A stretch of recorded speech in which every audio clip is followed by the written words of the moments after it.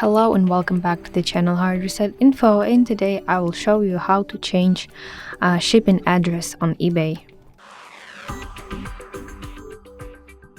Firstly, open eBay application on your device and then go to the section My eBay and under the section Account, click Settings, and here you see your shipping address.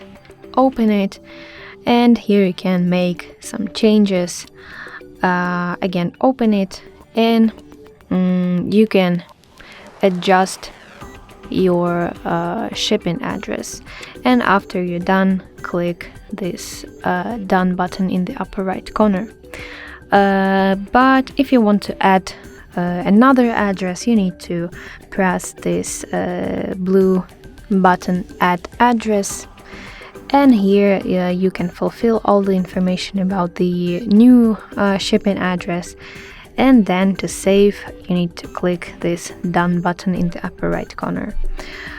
So that's how you can change the shipping address. I hope you find this video helpful, and leave your thumbs up, and don't forget to subscribe to our channel. See you soon. Bye bye.